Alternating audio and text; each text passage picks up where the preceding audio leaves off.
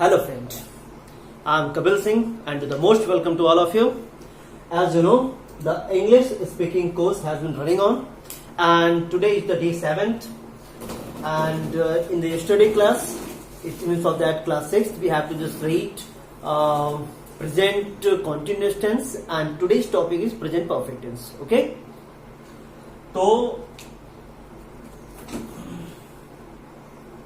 present perfect tense देख पा रहा है? ठीक है, प्रेजेंट परफेक्ट टेंस। ठीक है दोस्तों, तो आज का टॉपिक हम लोगों का प्रेजेंट परफेक्ट टेंस चलेगा। देख लेते हैं प्रेजेंट परफेक्ट में क्या है, कैसे है। तो ज्यादा समय ना गंवाते हुए बस मुद्दे की बात सीधा शुरू करते हैं। हमने बताया था जैसा कि 3 चीजें ध्यान देनी होती है। एक देना होता है आपको पहचान क्या है, दूसरा रूल क्या है, और इस पर कुछ एक्सरसाइज हमें करनी होगी, वही एक्सरसाइज हमें देख लेनी है। ठीक है दोस्तों, तो पहचान देखिए, हिंदी के सेंटेंस में, हिंदी के वाक्य के अंत में चुका है, चुकी है, चुके हैं, आ है, ई है, ए है, इस तरीके का सेंटेंस वर्ड आ जाता है, टोन आ जाता है। देखिए, चुका है, चुकी है, चुके हैं, देख पा रहे हैं? ठीक है, चुके हैं।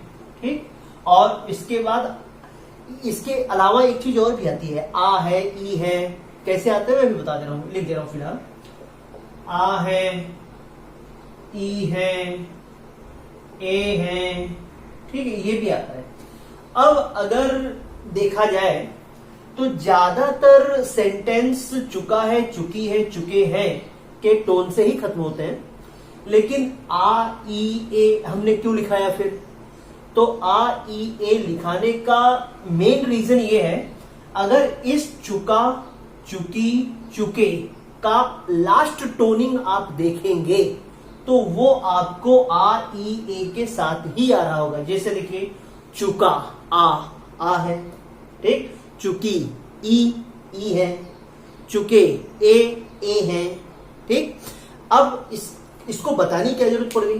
जैसे कभी कभी ये होता है कि बच्चे जो थोड़ा लर्निंग के प्रोसेस में होते हैं, जब वो खाली ये पहचान उनको बता दी जाए कि भाई चुका है, चुकी है, चुके हैं, बस यही सब आता है, तो वो उसी को ढूंढते रह जाते हैं। जबकि जैसे एक सेंटेंस है, वह स्कूल जा चुके हैं, इसमें तो चुके हैं आ गया। लेकिन अगर इसी हिंदी टोन को कहना पड़ जाए कि वह स्कूल गए हैं, तो जाहिर सी बात है इसके लिए भी आपको प्रेजेंट परफेक्ट बनाना पड़ेगा। और इसके लास्ट में चुकी गए हैं आया है, बावजूद इसके हम चुका चुकी नहीं पा रहे हैं, लेकिन फिर भी हमें प्रेजेंट परफेक्ट ही बनाना पड़ेगा। तो ये ध्यान देने वाली बात है कि जिस सेंटेंस के लास्ट में हिंदी में चुका है, चुकी है, चुके हैं आए, या आ है, ई है, ए है, ऐसा कुछ आए, तो उस सभी सेंटेंस को हमें प्रेजेंट परफेक्ट मानना पड़ेगा, या मानते हैं हम लोग। ये इसकी पहचान है। ठीक है, तो इसको आप स्क्रीनशॉट इसका ले लीजिए। ठीक, आगे बढ़ते हैं। अब हमें रूल पे वर्कआउट करना है, तो रूल क्या है बता दें। देखिए, रूल, सबसे पहले आपको सब्जेक्ट लिखना पड़ेगा। ठीक, फिर हेल्पिंग वर्ब लिखना पड़ेगा। ठीक, हेल्पिंग वर्ब में क्या होगा ये भी मैं आपको बता दे रहा हूं, या तो हैज होगा या तो हैव होगा। हैज कब होगा? जब सब्जेक्ट सिंगुलर हो, और हैव कब होगा? जब सब्जेक्ट प्लूरल हो। ठीक है दोस्तों, ध्यान रखिए। फिर इसके बाद ये, चूंकि हम इसमें अफर्मेटिव और निगेटिव दोनों मिक्स करके बता दे रहे हैं, तो अगर नॉट की प्लेसिंग लगानी है तो उस नॉट की प्लेसिंग यहां पर लगेगी सीधा हेल्पिंग वर्ब के बाद। फिर इसके बाद आप वर्ब का थर्ड फॉर्म लगाइए दोस्तों, वर्ब का थर्ड फॉर्म। ठीक, और फिर इसके बाद आपको ऑब्जेक्ट लगा देना है। तो ठीक है, सब्जेक्ट होगा, ये रूल है, याद रखिए। रो सब्जेक्ट होगा, helping verb, has, have, singular और प्लूरल को देखते हुए नॉट है तो लगाइए, नहीं तो सीधा वर्ब का थर्ड फॉर्म रखिए और उसके बाद ऑब्जेक्ट रखिए। ठीक, चलिए अब हम लोग थोड़ा एक्सरसाइज कर लेते हैं।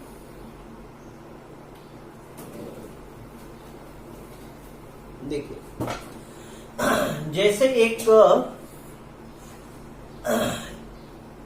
राम स्कूल जा चुका है, हिंदी का एक सेंटेंस बड़ा है, राम स्कूल जा चुका है। राम स्कूल जा चुका है। अच्छा, इस सेंटेंस को हम ऐसा भी कह सकते हैं, राम स्कूल गया है। राम स्कूल गया है, याद रखिए। हम जा चुका भी कह सकते हैं और गया है ये भी कह सकते हैं, दोनों की इंग्लिश एक ही होगी। तो देख लेते हैं क्या क्या होगा। तो सबसे पहले देखना होता है क्या ये नेगेटिव है, तो ये नेगेटिव नहीं है, तो इसका मतलब ये अफर्मेटिव है। तो अफर्मेटिव टोन में बनाते हैं सब्जेक्ट, गुड, राम है, बढ़िया। इसके बाद हेल्पिंग वर्ब, बढ़िया। हेल्पिंग वर्ब में क्या लगाएंगे, हैज या हैव। राम सिंगुलर है, इसके लिए हैज, बहुत बढ़िया, हैज लगाइए। फिर इसके बाद नॉट लगा दें, नहीं लगेगा, बढ़िया। वो इसलिए नहीं लगेगा क्योंकि हमारे हिंदी के टोन में ही नॉट शब्द नहीं है, ठीक है। हाँ, फिर इसके बाद वर्ब, वर्ब का थर्ड फॉर्म क्या होगा, जाना। गो, गो का थर्ड फॉर्म गॉन, ठीक। और फिर टू स्कूल, बन गया दोस्तों, Ram has gone to school, ठीक। अब यही अगर हमें नेगेटिव में कहना होता तो हम कहते कि राम स्कूल नहीं जा चुका है, तो आपको यहीं पर नॉट लगा देना होता है। सिंपल सी बात है, कोई बहुत भयंकर वाली चीज नहीं है इसमें, बहुत परेशान नहीं हुआ जाता। सीखने की चाहत पैदा करेंगे, सीख लेंगे। हाँ, अगर किसी चीज को शुरुआत में ही टफ मान के चलेंगे तो ये जिंदगी का मेरा एक्सपीरियंस है, फिर वो जिंदगी में कभी नहीं सीख सकते दोस्तों। जैसे मैं अपनी बात बताऊं तो बचपन में मुझे अलजेब्रा बड़ा टफ लगता था, और आज भी मैं सीखता हूं या देखता हूं तो आज भी मुझे बड़ा टफ लगता है। तो ये सब मानने की बात है। टफ एहसास करेंगे तो टफ लगेगा, टफ नहीं एहसास करेंगे तो बिल्कुल टफ नहीं लगने वाला, सब कुछ ईजी है इसमें, ठीक। देखते हैं, तो ये तो अफर्मेटिव और नेगेटिव का टोन था, ठीक। अब एक हम लोग इंट्रोगेटिव का सेंटेंस ले लेते हैं। इंट्रोगेटिव के सेंटेंस में जैसे एक सेंटेंस है कि क्या, जैसे एक हिंदी का टोन है, क्या आपने यह किताब नहीं पढ़ी, क्या आपने यह किताब नहीं पढ़ी है, क्या आप यह किताब नहीं पढ़ चुके हैं, ऐसा भी आप हिंदी टोन कह सकते हैं। तो पहले तो रूल जान लीजिए क्या है। सबसे पहले इंट्रोगेटिव वर्ड लगाना है, जो कोई इंट्रोगेटिव वर्ड हो। इसके बाद हेल्पिंग वर्ब के तर्ज पे आप हैज या हैव लगाइए। इसके बाद सब्जेक्ट लगाइए, अगर नॉट है तो लगाइए, नहीं है तो कोई बात नहीं। और फिर इसके बाद वर्ब का थर्ड फॉर्म लगाइए और फिर इसके बाद ऑब्जेक्ट लगाइए दोस्तों। Interrogative word, has, have, subject, not से तो लगाइए, नहीं तो फिर इसके बाद वर्ब का थर्ड फॉर्म और फिर ऑब्जेक्ट, ठीक। चलते हैं आगे प्रैक्टिस में। तो एक एग्जांपल मैंने बोला था कि क्या आपने यह किताब नहीं पढ़ी है, ठीक है। क्या आपने यह किताब नहीं पढ़ी है, अगर है दिख रहा है, हाँ ठीक है। तो अगर आप ये कहना चाह रहे हैं सर नहीं पढ़ी है, को हम कहना चाहें नहीं पढ़ चुके हैं, तो ठीक है, कहिए, कोई दिक्कत नहीं, नहीं पढ़ चुके हैं ये भी सही है। तो क्या आपने यह किताब नहीं पढ़ी है, नहीं पढ़ चुके हैं, ठीक। तो देख लेते हैं। अच्छा, क्या से शुरू हो गया तो इसका मतलब हम IW से नहीं बना सकते, हमें हेल्पिंग वर्ब से बनाना पड़ेगा। तो हेल्पिंग वर्ब देख लेते हैं, किसके लिए हेल्पिंग वर्ब आ रहा है, सब्जेक्ट के लिए। सब्जेक्ट कौन है, आपने, यानी यू। यू मतलब प्लूरल, प्लूरल का मतलब हैव लगाना पड़ेगा, बहुत बढ़िया, हैव यू, ठीक, हैव हो गया, यू हो गया, नॉट लगा दें, है, बिल्कुल है, नॉट। फिर इसके बाद लिखते रीड हैं, पढ़ते रेड है दोस्तों, याद रखिए, READ लिखेंगे, READ रीड, लेकिन पढ़ेंगे इसको रेड, ठीक, read this book, question mark बन गया। Have you not read this book, क्या आपने किताब नहीं पढ़ी है? बढ़िया, वेल। अब एक हम लोग एग्जाम्पल ले लेते हैं, कोई इंट्रोगेटिव वर्ड से जो शुरू होता है वो वाला, ठीक? जैसे एक सेंटेंस है,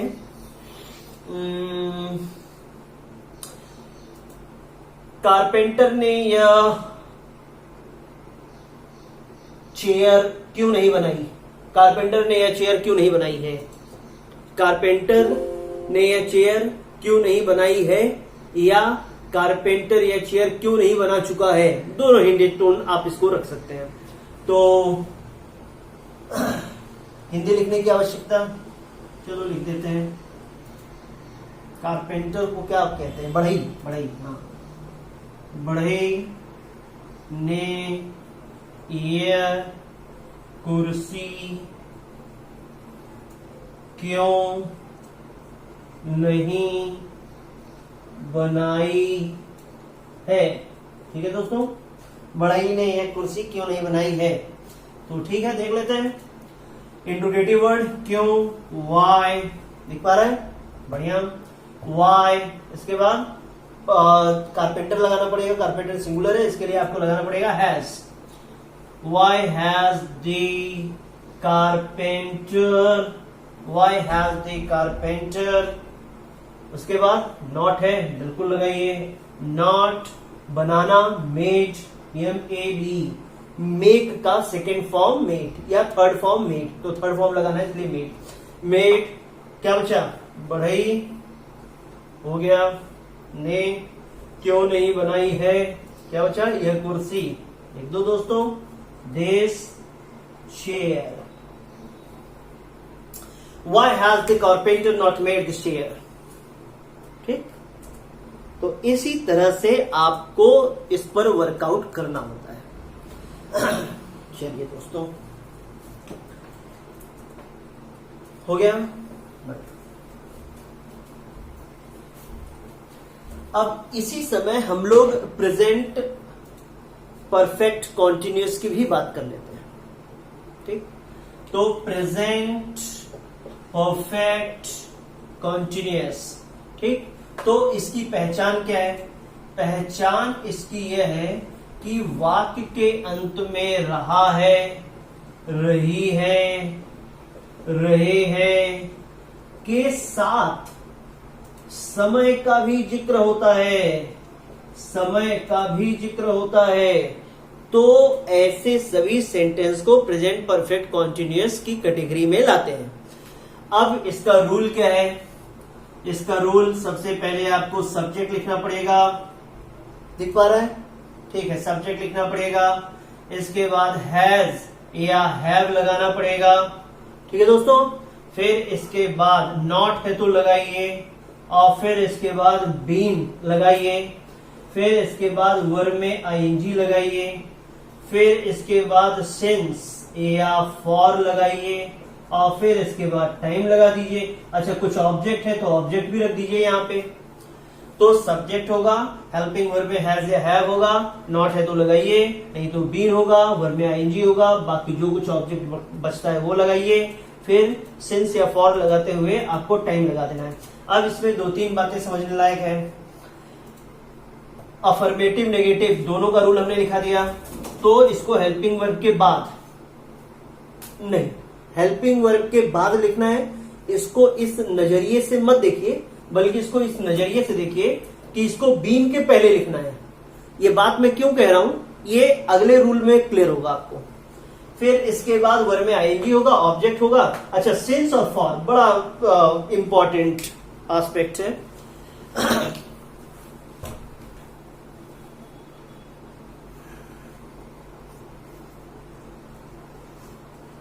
बड़ा इंपॉर्टेंट एस्पेक्ट है। कि सिंस कब लगाना है, फॉर कब लगाना है, तो एक बड़ा सिंपल सा टोन कह दिया जाता है कि भाई जो निश्चित समय है उसके लिए सिंस लगाया करिए, जो अनिश्चित समय है उसके लिए फॉर लगाया करिए। लेकिन ज्यादातर बच्चों का ये थोड़ा दिक्कत होता है कि सर हमें कैसे एहसास होगा कि कब हम निश्चित होता है, कब अनिश्चित होता है। कभी कभी हम इस बात को लेकर बड़ा कंफ्यूज हो जाते हैं। तो इसके लिए मैं आपको एक टेक्निक बताता हूं। ये टेक्निक 100% भले ना सही हो, लेकिन 95 या 99% तो सही है। क्या है टेक्निक, जानिए। टेक्निक ये है, जैसे आपको ये समय निश्चित है या अनिश्चित है यह अगर जानना पड़ जाए तो सबसे अच्छी बात आपके लिए यह होगी कि आज आप ये देख लीजिए कि आज की तारीख जो भी है उसे आप ये समझिए कि आज कोई तारीख ही नहीं है, आज कोई तारीख ही नहीं है। तो फिर जो समय हमें दिया गया है वो अगर हमें निश्चित एहसास हो जाए तो वो निश्चित हो जाएगा, और अनिश्चित अगर मालूम पड़े तारीख तो वो अनिश्चित हो जाएगा। जैसे अगर मैं कहता हूं भाई आज मान लीजिए कि आज 5 तारीख है, मान लीजिए आज 5 तारीख है, ठीक, या मान लेते हैं आज 3 तारीख है। अब अगर मैं कहता हूं कि यह पेन मैंने 1 तारीख को खरीदा था, तो अब आज की तारीख हमें मालूम हो या ना हो, लेकिन हमें ये तारीख मालूम पड़ गई कि ये कब खरीदा गया, ये पेन कब खरीदा गया या मार्कर कब खरीदा गया। तो आज की तारीख हमें मालूम नहीं है, फिर भी हमें ये क्लियर हो गया कि भाई 1 तारीख को हमने ये काम किया है, या 1 तारीख को हमने ये चीज खरीदी है। लेकिन अगर मैं ये कहता हूं कि मैंने 2 दिन पहले यह पेन खरीदा था, तो यह 2 दिन पहले कब है, आज की तारीख तो निश्चित है नहीं, तो 2 दिन पहले कौन सी तारीख थी यह कैसे मालूम पड़ेगी आपको, यही अनिश्चित होता है, ठीक।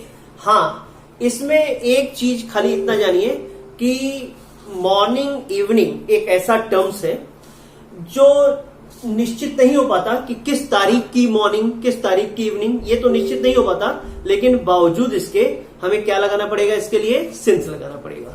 तो इस तरीके से आप निश्चित अनिश्चित का डाइवर्सिफिकेशन करते हुए आप सिंस या फॉर का यूज करिए, ठीक है दोस्तों। तो एक एग्जांपल हम लोग लेते हैं। हाँ, पहले इसको मिटा देते हैं।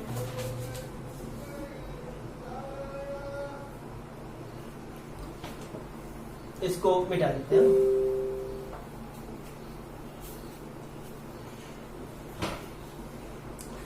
जैसे एक एग्जांपल है, अच्छा हमने रूल जो है वो शायद इंट्रोगेटिव का नहीं लिखा था, वो अफर्मेटिव नेगेटिव का लिया था, इंट्रोगेटिव का नहीं लिखा। तो एक बार हम इंट्रोगेटिव का रूल भी लिख लेते हैं। तो सबसे पहले आपको इंट्रोगेटिव वर्ड लगाना पड़ेगा, दिख पा रहा है, ठीक है। इसके बाद हैज या हैव लगाना पड़ेगा, इसके बाद सब्जेक्ट लगाना पड़ेगा, नॉट है तो लगाइए, इसके बाद बीन लगाना पड़ेगा। देखिए एक बात मैंने बताई थी कि आपको हेल्पिंग वर्ब के बाद सब नॉट नहीं लगाना है, बीन के पहले लगाना है। इंट्रोगेटिव वर्ड में आपको बीन के पहले, मतलब हर एंगल से आपको बीन के पहले ही लगाना है। फिर इसके बाद बीन हो गया, और फिर इसके बाद वर्ब में आईएनजी लगाइए, कोई ऑब्जेक्ट है तो लगाइए, फिर सेंस या फॉर लगाते हुए आप टाइम का जिक्र कर दीजिए, क्वेश्चन मार्क लगा दीजिए, बढ़िया। तो ये आपका रूल है, आप इसका स्क्रीनशॉट ले लो दोस्तों।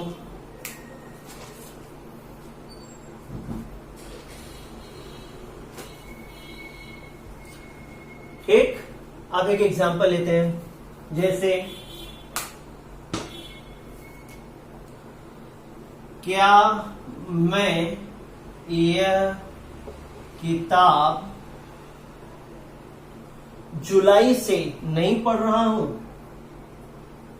जुलाई से नहीं लिख रहा हूं। पढ़ने वाला एक बार हो गया था, लिखने वाली बात करते हैं।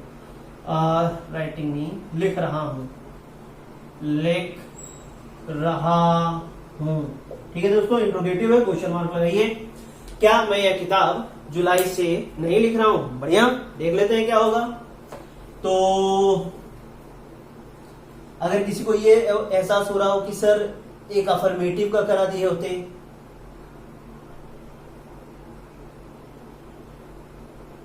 तो एक काम करते हैं, इसी सेंटेंस को हम बना देते हैं। चलो ये वन हटा गया और ये हो गया। मैं ये किताब जुलाई से लिख रहा हूं, ठीक है। चलिए, आई हैव, नॉट है, नहीं है, नॉट होता तो लगा देते हैं, नहीं है तो नहीं लगाएंगे। बीन राइटिंग, ठीक है। आई हैव बीन राइटिंग, उसके बाद दिस बुक, ठीक है दोस्तों। अब जुलाई से, तो जुलाई क्या है, आज का कौन सा महीना है हमें नहीं मालूम, लेकिन हमें ये मालूम पड़ गया भाई जुलाई की बात हो रही है, तो निश्चित हो गया। तो हमें क्या लगाना पड़ेगा, सिंस जुलाई, फुल स्टॉप, बन गया। नेगेटिव होता तो यहीं पर आप नॉट लगा देते, राइट। कोई दिक्कत नहीं ना, बहुत बढ़िया, ये हो गया। चलिए अब एक हम लोग इंट्रोगेटिव देख लेते हैं।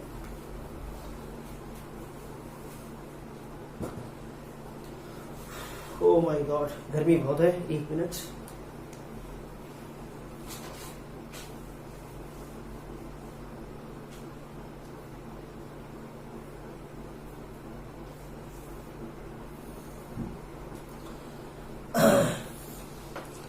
तो जैसे मैं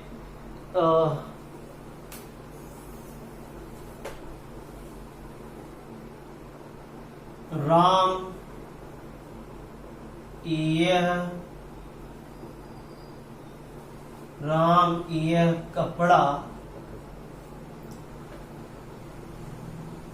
सुबह 5 बजे से क्यों नहीं धो रहा है। राम यह कपड़ा सुबह 5 बजे से क्यों नहीं धो रहा है। बढ़िया, चलिए देख लेते हैं। देखिए, राम यह कपड़ा सुबह 5 बजे से क्यों नहीं धो रहा है। ठीक है दोस्तों, अब इसके लिए हमें क्या लगाना पड़ेगा कि इंट्रोगेटिव है, बिल्कुल इंट्रोगेटिव है, क्यों, ठीक है, वाई। फिर राम के लिए है हैज, फिर राम, नॉट है क्या, नहीं है, नॉट है, नॉट लगा देते हैं, not been washing this CLOTH cloth, यह कपड़ा है ना, सिंगुलर है, तो इसके लिए आपको यह कपड़ा लिखना पड़ेगा। ठीक, बजे से, ठीक। तो मैंने कहा था ना मॉर्निंग इवनिंग के लिए आपको सिंस लगाना पड़ेगा, तो लगाइए सिंस मॉर्निंग, सिंस मॉर्निंग 5 बजे से,